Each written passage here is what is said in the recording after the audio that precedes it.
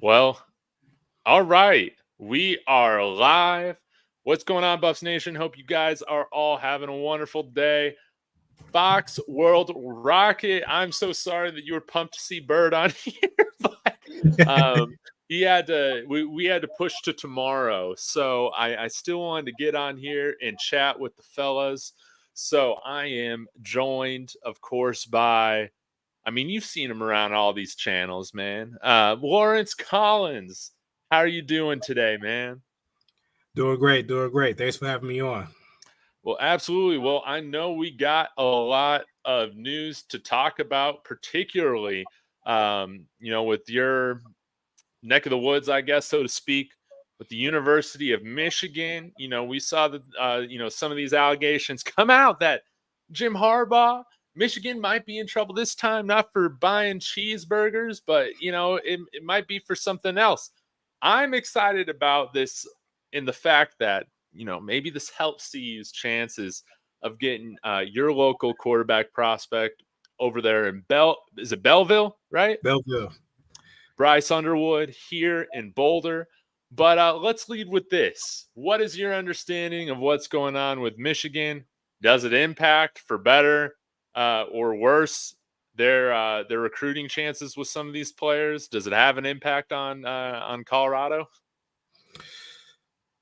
So to sum it up, no, unfortunately. So the allegations are that Michigan has sent scouts, in-person scouts, to go to games to scout and get the signals for potential future opponents.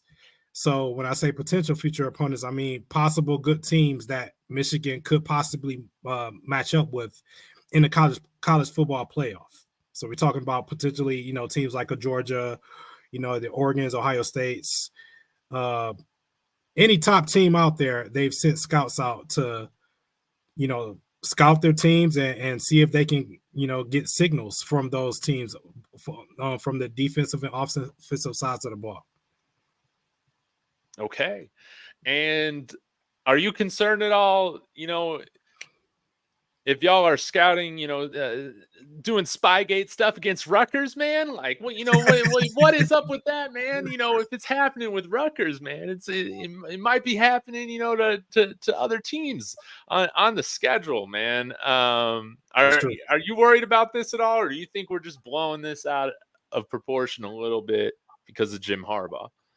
So as the NCAA rule is written, you're not allowed to do that for confirmed opponents on your schedule. So if we are doing that, or if Michigan is doing that for Ohio State's and Rutgers even, or Penn State's teams that they actually have to play, then, it's a no-no. What is going to be the consequence for, this violation? I don't think it's going to be anything serious, to be honest. But yeah, you got to play within the rules.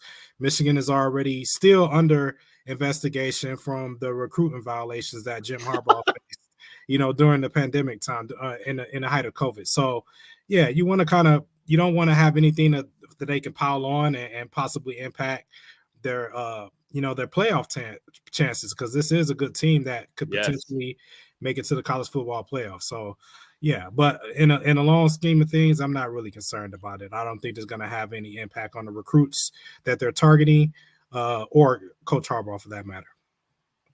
Wonderful. Well, as someone who's cheering for the Michigan Wolverines, I'm sure you're thrilled, man, that this shouldn't be a big deal. But let's talk about Bryce Underwood, man. Since the last time we've talked, I think he came on his visit out here, or maybe we spoke, directly after that. But how's the rest of his season been going? What's your read right now on his recruitment? Is LSU kind of getting in to this thing a little bit more seriously? How do you read or look at the big horses in the race for Bryce Underwood, so to speak? Sure. So as far as their season goes, they are undefeated. They finished the regular season undefeated. They don't play in a really strong conference here in Michigan. So it was no surprise there that they pretty much ran the table in their division. The state playoffs are coming up, and that's going to be a real test to see if they can. They are the favorite, but there are going to be some teams that challenge them for that state title in the playoffs. One team will be a team by the name of sy'veon. Okay. Here in Michigan, they're also undefeated, and they have a 24 Notre Dame commit at quarterback by the name of CJ Carr. And the name may sound familiar because he is Lloyd Carr's grandson. So he's one of the top prize quarterback recruits coming out of Michigan as well. And if they meet in the playoffs, they could be a challenge for them. They could potentially face up against Brandon Davis Swain's West Bloomfield team. But I do think if they did face up, they may give them a fight, in the first half or so. But I think Belleville is a stronger team from top to bottom. So we'll see what happens in the playoffs. But he did have a very successful season. Went undefeated, had a pretty good statistical season as well. As far as his recruiting goes, he most recently took a official visit to LSU. So that's his latest visit. He was down there with one of his teammates, Adrian Walker Jr. And I believe another player that may be a package deal with those two as well, by the name of Corey Sadler Jr., was on that LSU visit as well. So, what positions do they play again? So Adrian Walker is he's an athlete, listed as an athlete. He's about 5'11", 180. I think he's a 3-star. He plays both ways, so he's a receiver. He does play some defensive back as well. Can kind of do like a nickel back safety type of thing, but he plays a little bit of corner. So he plays both sides right now. I think if he were to come to, once he get to college, I think he's going to be a defensive back. He projects better as a defensive back on the next level. And then Corey Sadler is a class of 26. Right now, he's an athlete as well. So he plays quarterback for my high school, Cass Tech High School in Detroit, Michigan. Okay. And city champs, by the way, once again. But Corey Sadler Jr. is an athlete as well. Right now, again, he plays quarterback, but he's projecting as an athlete on the next level. So I think he may actually become a receiver once he gets to college. He reminds me a little bit of a Winston Watkins. Not quite a 5-star yet, but he is a strong 4-star. He can do a little bit of it all at that frame. He has that frame as a Winston Watkins, the CU recruit that we have coming in class of 25. So I think that those three are going to be a triple package deal. And they all were at LSU. Now, one interesting thing about that is that LSU has offered Adrian Walker Jr. and obviously Bryce Underwood, but they have not offered Corey Sadler formally yet. He doesn't have an offer from LSU, although he was on that visit with both of those two this past weekend. I believe CU has offered Corey Sadler, as he was here twice. He was here once with Bryce Underwood on a CU visit, and he also came with Brandon Davis Swain as well. So he's been to CU twice already, and I believe he has that official offer from both. And obviously, CU has offered Bryce Underwood as well as Adrian Walker as well. So, with that being said, obviously, Bryce Underwood is a hometown kid. Michigan did get in a game late to recruit him when they switched offense coordinators to their current offense coordinator now, Sherrone Moore. The Underwoods do have a pretty good relationship with Sherrone Moore as opposed to the previous offense coordinator, Matt Weiss. So I wouldn't count them out just yet, but I will say that if it was up, if you're asking me, I would say LSU is in a strong suit to pull home Bryce Underwood, with CU being in the best potential position, the best possible position they can be in to still, pull them out from LSU. So I would say those are the top two contenders. CU's in a good position because they've offered all three. Good. So I'll say that may put them in a little bit ahead of LSU, because LSU has yet to formally offer Corey Sadler Jr. So we'll see what happens. It's still a lot of time. He's going to commit, I think, January 9th. So we'll see what happens then. Okay. And has Adrian Walker, did he visit as well Boulder yet or no? Adrian Walker has been in Boulder, yes. Okay. That's good. So all three of them have visited then. That's correct. So they all three have visited Boulder, and they all three have offers from Boulder. 2 of the 3 have offers from LSU. Gotcha. But they have visited LSU. Okay. Well, man, I can't wait to see how all this shakes out. It's going to be real interesting. I know we were texting a little bit earlier this afternoon talking about the other quarterback that they've offered in that class, Antoine Hill. Yeah. Bodie's coming in here saying, I feel like Coach Prime wants Hill. Have you had a chance to look into him at all yet? I haven't yet, so I can't really speak on him yet. I've seen a couple of his highlights. I haven't, obviously, I don't have a take on Hill as much as I do Bryce Underwood, but I will probably dissect his tape a little more this weekend, since it's a bye weekend for CU, and see what he actually has, what he shows on tape.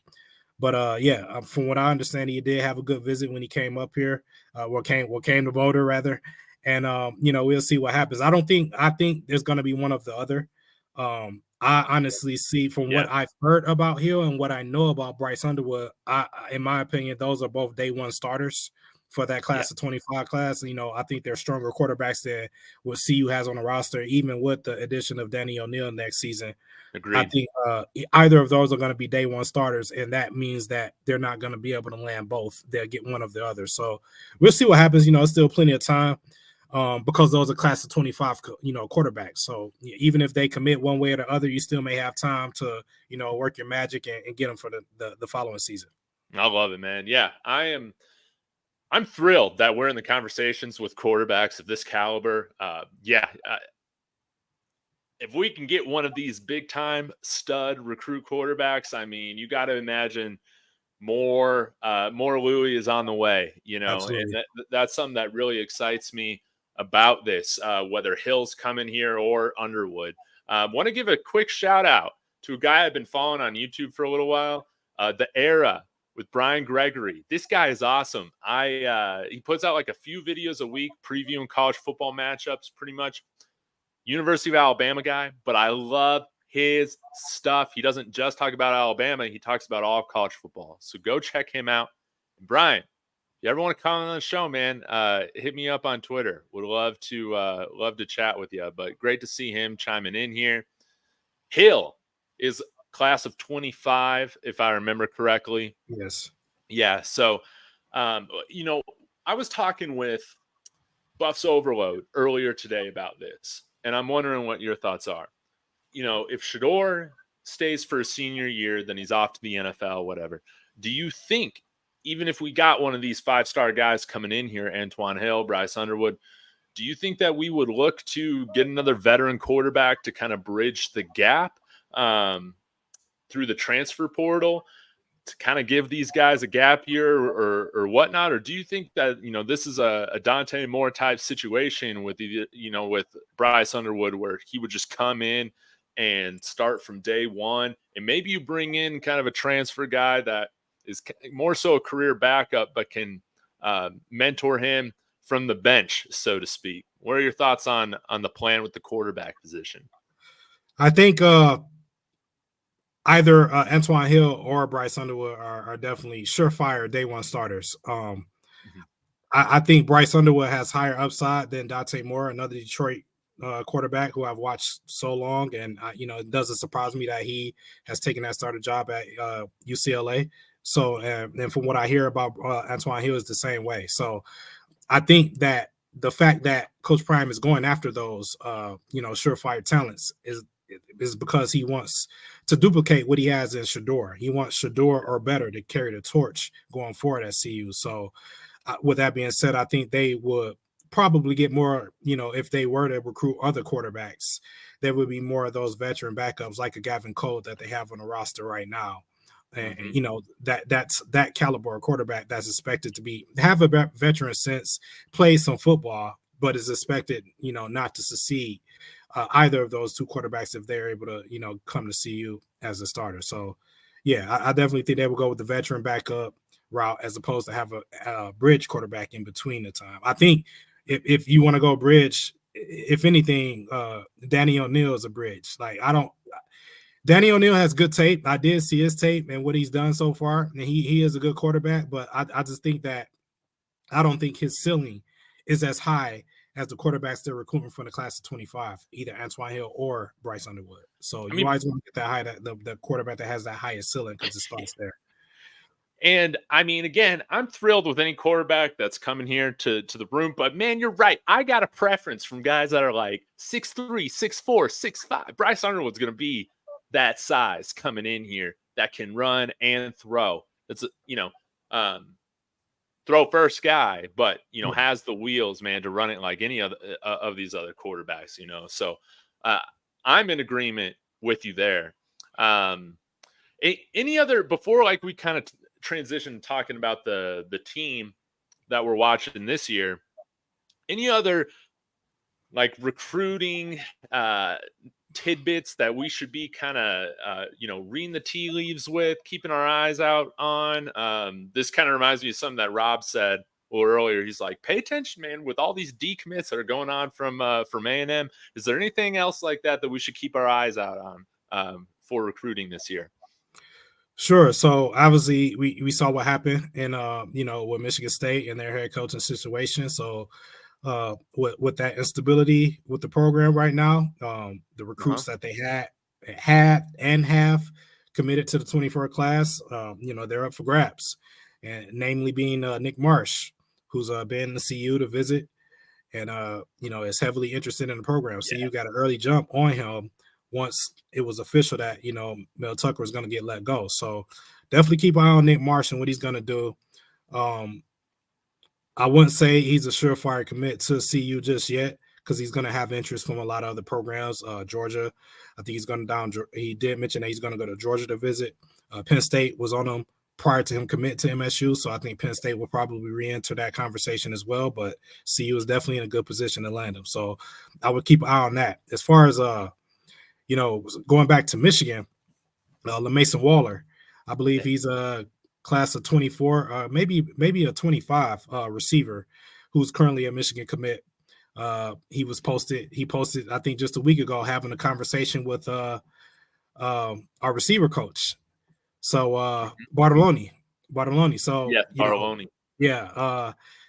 That's something to watch, because like I said, I think he's a 25 commit, class of 25 commit, if I'm not mistaken. But he's a current Michigan commit, but just keep an eye on that, because if he's having conversations and he posting it, anything can happen. And Michigan has lost some of their recruiting class in the class of 24 and 25. It's just that their class is so strong. It's like they don't miss a beat if a guy, wind up decommitting. They were heavily on Brandon Davis-Swain for a minute. Brandon Davis-Swain committed to CU, and then I think 3 other defensive ends committed to Michigan like in subsequent weeks. So I think today they rank number 14 in the class of 24. But you never know. When you go and extend that beyond to the class of 25, these guys are up for grabs. Anything can happen. Like I always tell Zion, who's posting Megatron right here. Who's Megatron? Who's Megatron? Are people stealing Calvin Johnson's I got a bone now? to pick with Zion, as a matter of fact, because I told him about using that name. I can't use that name because that name has been taken by someone who played here for 9 seasons, and that name has been retired with that person, who still resides in Michigan, by the way.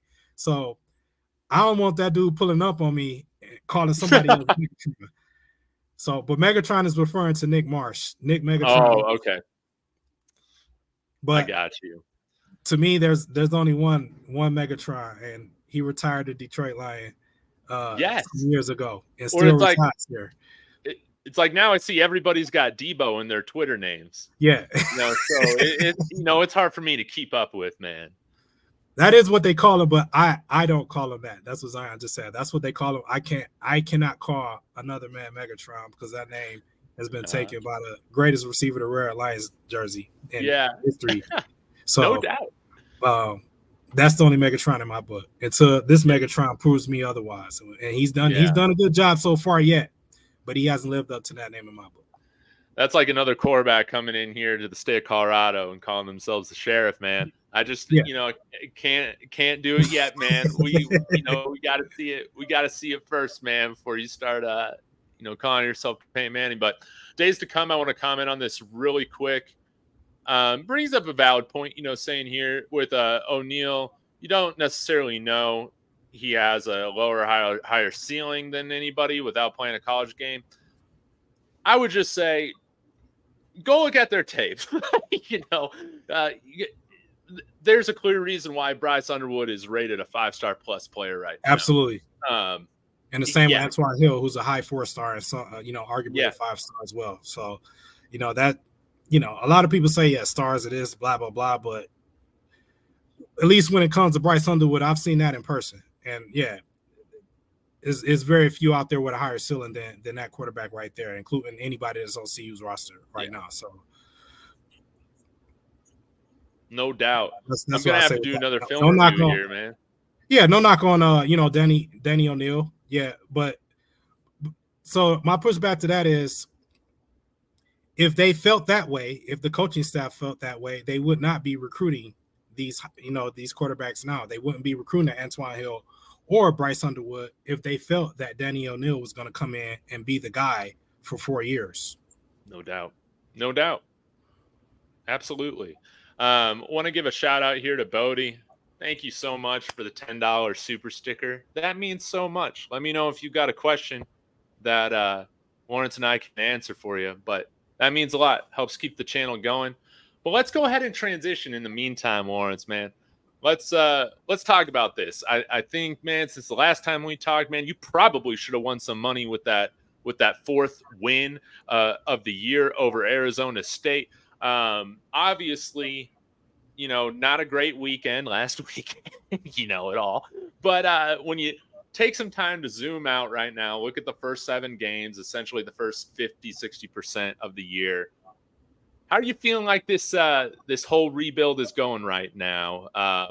What's been some highlights for you? And then we can get in, to some other things on, how we correct this. But want to hear your opinion right now on our 4-3 record. So obviously last week was disappointing. The loss to Stanford, especially in the manner they lost. They had a 29-0 lead and just pretty much collapsed after halftime. So yeah, that's disappointing, especially for a Coach Prime team to go through that. Now, from the outside, from a wider lens and zooming out and actually decompressing after that disappointing loss last week and just assessing the season, up until this point. Honestly, to me, it seems like shades of 2020 JSU in some ways. Okay, let's break that down a little bit. So when, Coach Prime's first year at JSU, I think they won their first 3 or 4 games, and then they proceeded to lose like the next 3 or 4 and just went on a losing streak. And it seemed like, Coach Prime was walking on water when they were, won their first few games and nothing could go wrong. And they were humbled, by teams that just came to play.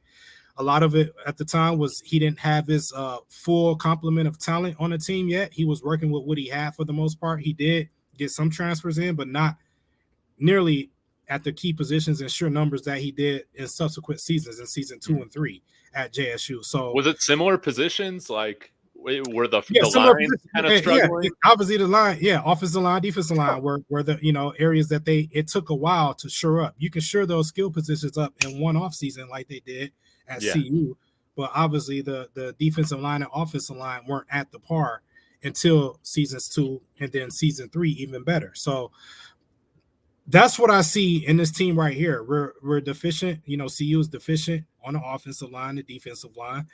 And, the skill position is there for the most part on both sides, but it's still not where it needs to be. Some of it is just a breakdown of discipline and just, with like the missed tackles and the penalties and things like that. I will say that the defensive secondary is not playing up to par as I expected it to at this point. Yeah. But that probably will get better. Not only as the season progresses towards the end of the year, but in subsequent seasons as well. I think that will become a strength of this team next season and on seasons to come, the secondary, because that's what Coach Prime is. He's the best defensive back of all time, arguably. So I think he's going to shore up that one way or another, and we'll see a difference there. But yeah, the beef on the front line and the beef, on both lines, on the offensive line and defensive line, has to dramatically improve for this team to do something as they move to the Big 12 going forward and just in general. So, and I think it will, with the addition of some more transfers in the portal and better recruiting classes going forward. Yeah. And I think too, again, it's something that I've harped on a while. I'm probably preaching to the choir here, but it's like, man, I think our offensive line looks a bit different. If we got Tyler Brown in there, he's He is a nasty offensive lineman, and we definitely miss his leadership, miss his his talent, his Yeah, charisma, out there. It's going to be great to have him back next year, along with a guy coming in here that also plays real nasty right now in coming from Missouri. Talon Chandler, man, a guy that's just pancaking guys every week. They're running the ball 50 times and winning 50-0, man. He's just, kicking butt every single game that he's playing. And I would imagine that we're going to see some more transfers come in here on both fronts, hopefully more at linebacker as well. But overall, like, man, yeah, there's been some disappointments, but I mean, man, this team has flashed. They've had their moments.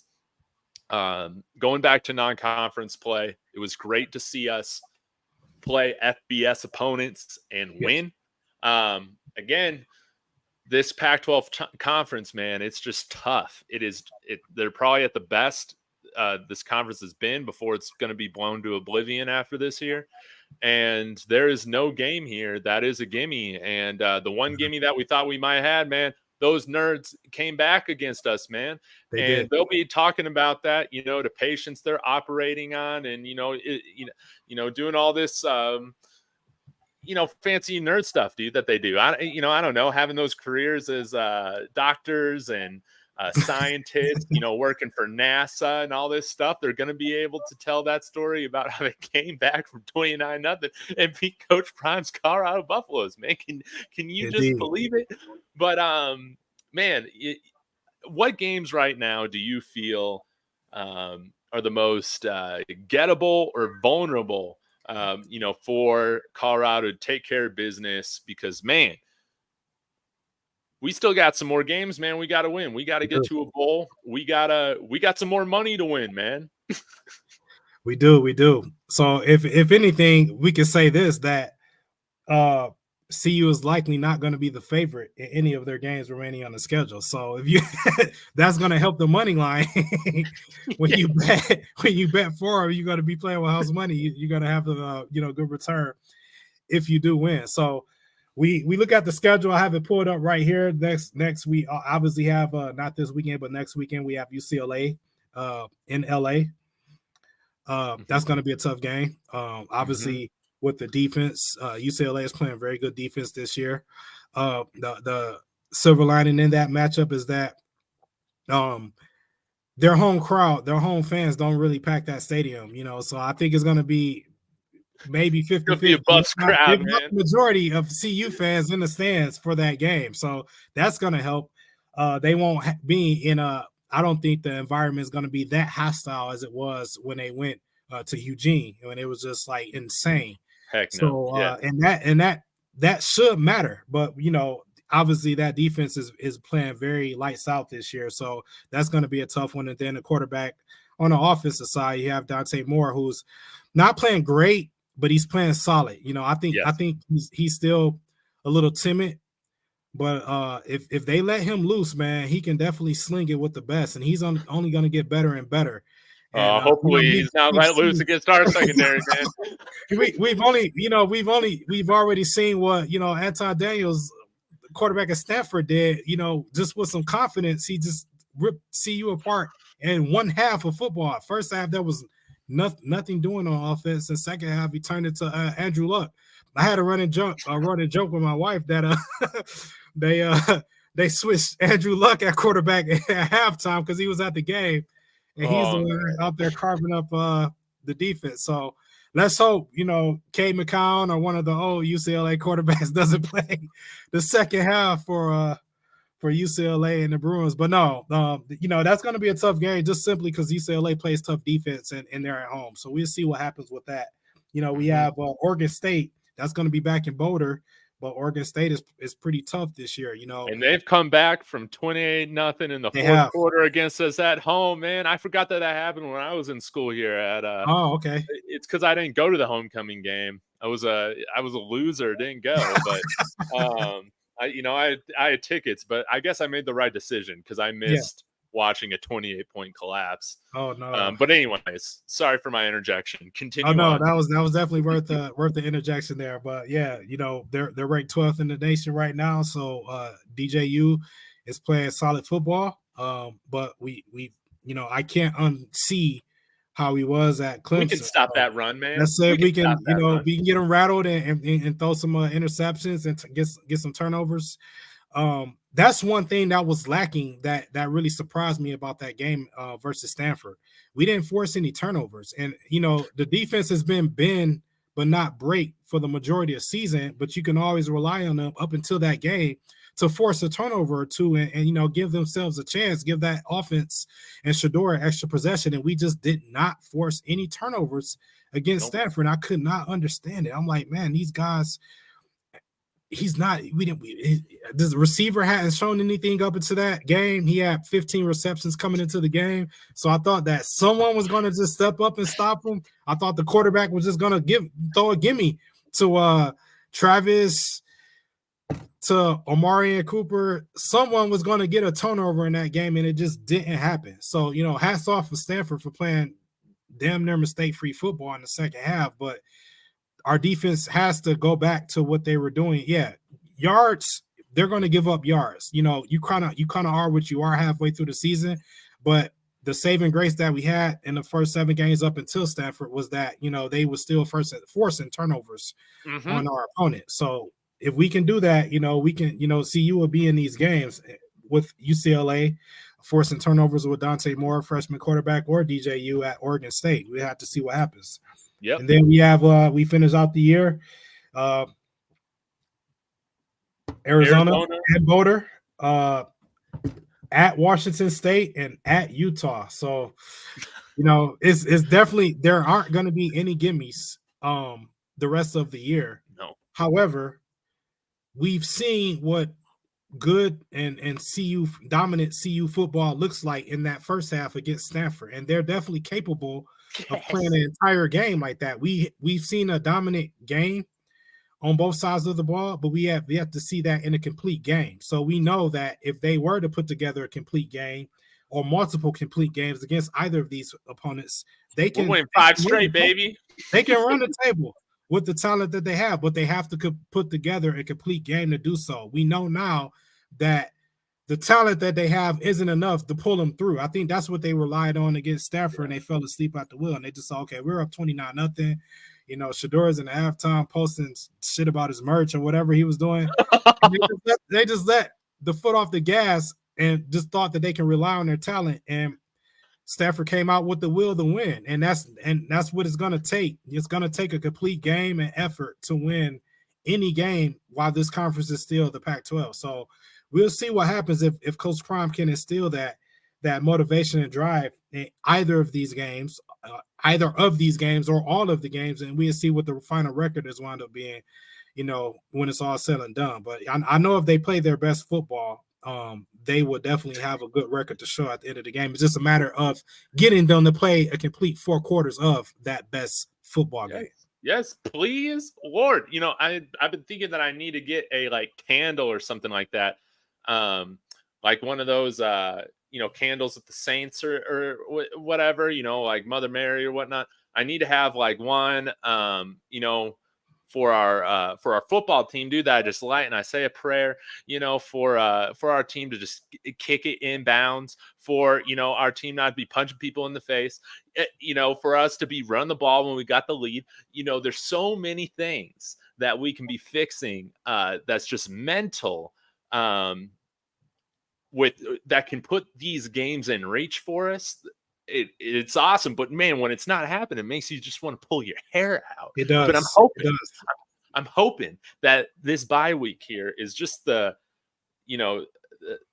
time everybody needs to just take a step back, catch your breath, understand what's happened, look at all the film, understand, what's going on, what we could be better. Because everybody could be better. The players could be playing better. The coaches could be coaching better. That's Ralphie right. could be running better. Our PA guy could have been better. Our fans could have been better last Friday. So we all have some soul searching to do. in this bye week. And hopefully, man, for these last couple home games that we got on the schedule, man, we bring it at Folsom. We don't have any people leaving in the third quarter because they feel like this game is over, man. I don't want people to take this stuff for granted because, you know, we used to be leaving at halftime or leaving in the third quarter when we were getting blown out, you know, by 50 points against Oregon. And, yeah, man, it broke my heart in some sense. I understand that it was a little cold. It just broke my heart, man, to see people leaving that game in the third quarter. And it's like, guys, like, this is not how it's always been, man. We have not always had these leads. And those boys, those guys, they could have used the full support of Folsom there in the fourth quarter and in overtime. And we dropped the ball too. That's something that nobody else is talking about, man. I don't care that it's family weekend, man. You probably spent hundreds of dollars to go to this game. Stay for the game, especially when you're winning. You make a good point. You make a good point there, David, because I have yet to see the crowd just go like, wow, and Folsom become a home field advantage for any of the games they've played at home so far, compared to, I guess, the best scene that we can compare it to is in Eugene. It was just insanely loud throughout the entire game. Even if Oregon was up by 20 some odd points, you know, they remained loud the entire game. And that was just a crazy environment to be in for the opposing team. And I have yet to see Folsom become that this season thus far, despite the sellout crowds that they've had and the rest of the season to sell out. I have yet to see Folsom become a true home field advantage for CU, because that does make a difference. I think that's why it was so easy for Stanford to have the confidence in the second half, because they weren't being distracted by this crazy crowd noise or anything like that. It was like they were like, okay, yeah, we can just go 97 yards, and they could just go and drive down the field because the crowd wasn't, you know, behind the team. Like you said, they going home and stuff like that. That can't happen the remainder of the home games they have for this season and going forward for that matter. Folsom has to become a massive home field advantage for the Buffs, and not only with the crowd, but even with the altitude. I still don't see them utilizing the altitude for home games and playing with pace, keeping the pedal on the, you know, on the gas the entire game, then where, you know, because they are used to the altitude. I have yet to see them sustain that pace for an entire football game. They may go for a drive, they may even do it for a quarter, but not the entire football game. Play with that pace and wear out your opponent and utilize that altitude to your advantage. So the crowd and the altitude has yet to be utilized as a home field advantage in Folsom, and that's definitely going to have to happen as we progress and close out these last few home games of the year. Yeah, no doubt. I think that there's a lot of improvement that we can still do as a fan base there in Folsom on game days. You know, it's hard for me to say what other like colleges might do to continue that engagement, to keep, you know, that energy going. But I mean, I've been to a lot of other, you know, basketball games, you know, pro football games, stuff like that. There's more that we could be doing for the in-game experience that can help that be sustained. So, you know, CU, you guys are looking for a new PA guy. You know, I'm right here, man. I'm ready to get everybody hyped, not just on third down, you know, anything like that. You know, telling the people to get loud, you know, having the animations where we're showing the decibels, all these things right now, we need to be doing more of from a game experience perspective. But then when we can't even get the music turned on when the team is running out of the tunnel, you're just asking for something to go wrong, you know, during the game, man. Nothing. Like I said, man, I couldn't, and it was me too. Like I said, man, I couldn't even take a leak before the game started, man. So that's not happening. Ralphie's not doing her thing at halftime. The PA guy can't get the music going. It was just an odd night where nothing went our way aside from those first two quarters. That was, you know, that was really just it, man. So yeah, we got to be better. We got to be better. The man above saying this. I've said this, and I don't know how many times this crowd could be lethal if they really knew the impact they could have on the game. Yes, That's right. and I think with us That's losing right. so often, man, I think that we got to learn, man, how much better we can get because there is still so much room for us to grow as a fan base, man. But yeah, I don't want to see that anymore. CU fans, seeing people leaving, especially when we're winning. Good lord, good lord. But I want to get back to this, Laurence. One improvement, even though we've lost the last 3 out of 4 games we've played, is this defense could not stop a nosebleed. When it came to running the football within those first few weeks. We've done a lot better job at running the football, which makes me feel like, hey, we do have a good chance against some of these guys coming up here against UCLA, against Oregon State, against Utah, or whatever. The problem is that once they understand the run game isn't going our opponents, all of a sudden their quarterbacks look like Heisman winners against us when they decide to air it out, man. Do you think in your mind, man, what needs to be done in order to have just a little bit more success in the pass defense? It's funny that we're even having this kind of conversation right now because we got to give credit where credit's due. We've done a better job at stopping the run. We have, and that was one of my criticisms of the team, the first few games, that first 7 just, has to come alive and perform. And they have lately. But I still think that there's room for improvement, particularly with our interior defensive line. And that's what we talked about earlier with the trenches, just getting better. I won't call names out, individuals that I expected to see more at this point, but that's just say the front 7. I hope that they finish the year strong and actually show improve because, in offseason, they look really good and real promising that there was talent on that front 7. I just really haven't seen the emergence of talent. We know that, at linebacker, there's been some personnel adjustments, so to speak, and let's hope the remainder of the year that's solidified and that, some guys will step up and just, take that linebacker job and exceed going forward. So we'll see what happens there. As far as the pass defense is concerned, I think it's similar. We've had some personnel issues in certain positions in the secondary that I have a strong inclination that they're going to be resolved in the second half of the season and going forward. So once we solidify the 5 guys, and I say 5 because we have that star position, the 5 guys that we're going to have out there consistently, and don't really be so quick with the trigger and pulling guy after one bad play or one little thing. I think they can they can have some success, some sustained success in the secondary as well. Because honestly, that's what we want them to do. We want quarterbacks to throw and test our secondary because that was considered a strength in our acquisitions in the transfer portal and just what we had on the table. We had some dogs, so we thought at safety, particularly at the safety position and at the outside cornerback position.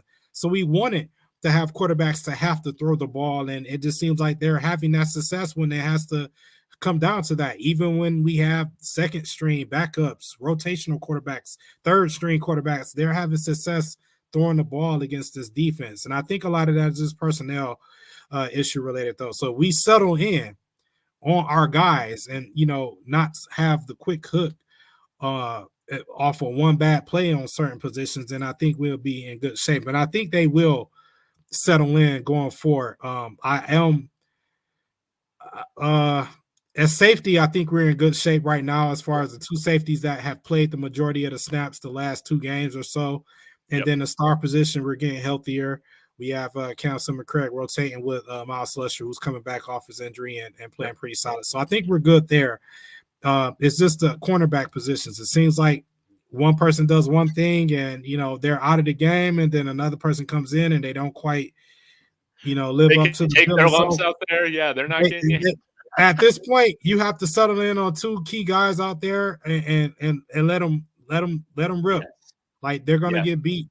All cornerbacks are gonna get beat at some point. No one's gonna play a perfect game in, game out. But they have to have a short-term memory and give them an opportunity to redeem themselves and make a play on the next drive, in the next quarter, in the next game. So once that is solidified, and I think it will be, going forward, I think the bye week would be a good opportunity to do so. I think the secondary will be in good shape for the remainder of the season. Yeah, no doubt. I think the continuity, man, is something that I think we need to keep in mind here, from coaching to the players, and especially with all the injuries. Where, I mean, I want to be shocked. I don't know it off the top of my head, but I want to be shocked if we've had a different starting defensive unit, like as a whole, 11 guys every single game this year. And yeah, even though like those guys are great within their own right, I feel like they're all talented. When you're always swapping out different pieces in a scheme that y'all are all learning together at the same time, like there's just going to be hiccups in that. But I think having Travis back is going to be huge. I know Travis got beat, whatever, at the end of the game, but everybody got beat in that game, man. At the end, he's a massive help to this secondary, and we saw, man, he was a massive help on third down for us. For the majority of that game as well. And I agree. I think I'd just like to see Travis and Omari and Cooper out there, and then rotate or bring the other guys in, as needed, or how it's based off of matchup. But that has been one of the more peculiar things on why certain guys have gotten a longer leash than others at the same position. I got no idea, but we'll find out. I want to go ahead and again say thank you so much, Bodie, for the other super chats. This is awesome. It means a lot. We'll start wrapping up here in a few minutes, Laurence. Again, really appreciative of your time. David, can we make the championship bowl series if we win out in our games? Laurence, why don't you give us your take on this first? Absolutely not. Absolutely not. So the championship bowl series for this season was probably over when they lost their second game. So the Pac-12, we need some disastrous stuff, man, to happen. It's definitely not going to happen with 3 losses. We, at this point, I think the goal is just let's get bowl eligible and see what happens from there. Yes. Just get bowl eligible, let alone championship and playoffs and things like that. Those are out the window. Let's get bowl eligible and see what happens from there. And now, once they get that 6th win, let's see how far we can take it. Can we win out? Can we win 7? Can we win 8? But at this point, they just have to get back to playing winning football and seeing if they can make it to a bowl game more so than the championship series. But yeah, that's definitely not going to happen with 3 losses already on the season. As of right now, you may have 1 Pac-12 representatives in the playoff, and that depends. They may beat each other up, and you may not have one. Any. So we'll see. It's definitely a gauntlet. A race to see who's going to be that Final Four. Those Final Four teams, and that includes in my neck of the woods in the Big Ten as well. Nothing's promised in the Big Ten. Michigan has a tough schedule. Ohio State this week is playing Penn State. So yeah, you don't know what's going to happen, but I can confidently say that CU is not going to the college football playoff this season. Yeah, well, I just got this feeling, man. If the Pac-12 winner has only 1 loss, but the Big 12 and ACC, they also have only 1 loss, man. The Pac-12 is getting booted out of that playoff. We know how it is. Exactly. Someone's going to have to run the table, and that's going to be hard to do. It's going to have to be Washington. Yeah, they all play each other. So yeah, we'll see. Yeah, we'll have to see. Again, Bodie, thank you so much for your question. Oh, Laurence, who would you like to see us play some bowl games against? I'm kind of hoping that we finish with a similar record to Notre Dame. That would be a fun opponent to play. But anybody else that you have your radar on that you'd like to see the Buffs face? So I don't know. I wouldn't say the opponent. Well, I think so. The Las Vegas Bowl is an ACC opponent. So a perfect world for me would be CU playing in the Las Vegas Bowl somehow against Florida State. Yeah, man. And I say that selfishly because I'll be in Vegas around that time. So I think I told you this before. Yes. Well, I would actually, that would be the CU game I would be able to attend this year if they somehow make it to the Las Vegas Bowl. I would love that. I will be in Vegas around that time this year.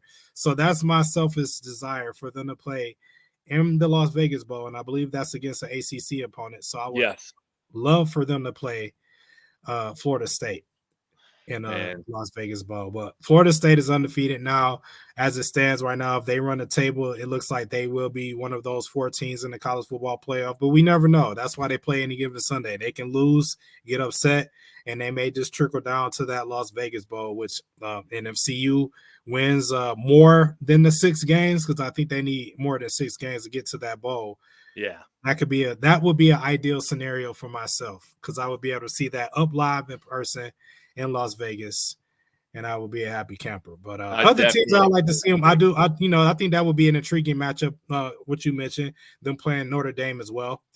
That's both solid football teams, so that would be a good matchup as well. Someone put in the chat, I think Miami wouldn't be a bad opponent. Yeah, we'd like to see that. So, or one of the opponents that they're going to have to face next year in the Big 12 as well. So any of those opponents. Mm-hmm.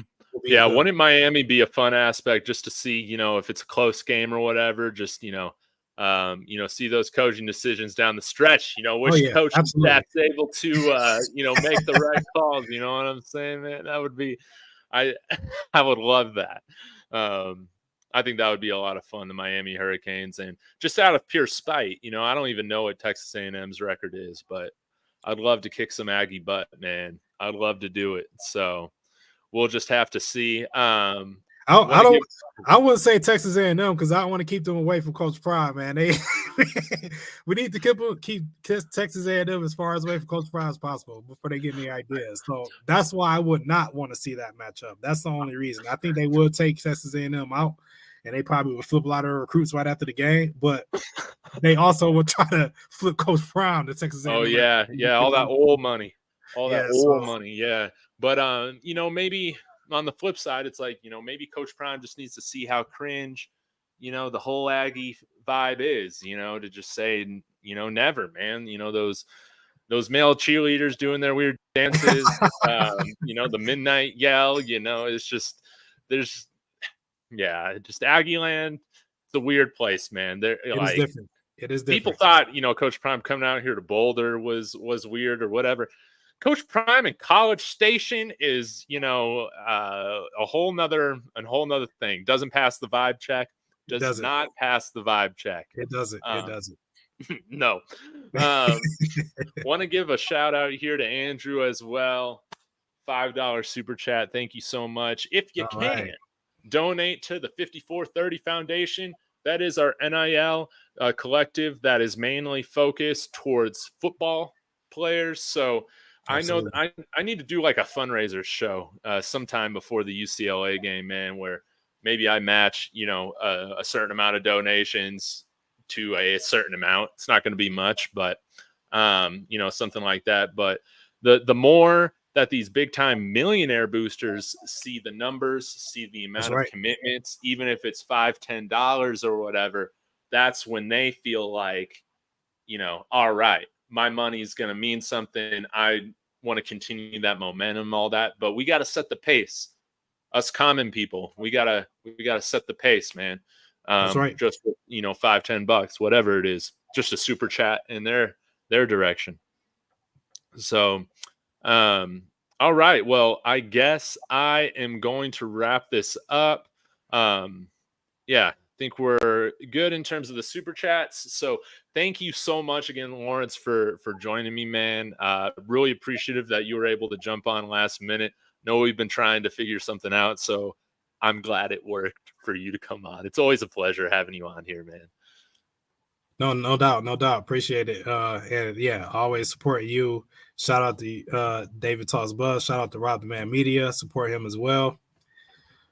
Yeah, so appreciate having me on, and definitely I'll be back on soon to give you some breaking news if I have any out of the great state of Michigan. Dude, I love it, man. I love it. Well, thank you so much again. And guys, thank you so much for watching. Be sure to hit that like on the way out And if you're watching the replay, let us know where you're watching from. That's always that's always helpful. It's always great to hear where everybody's watching. But we'll shut this thing down. I'm sure I'll be back tomorrow with another show or two. And thanks again, Laurence, for checking in. It's great to catch up. And everybody in the comments, man, thank you again so much. And as always, go Buffs. Let's go Buffs.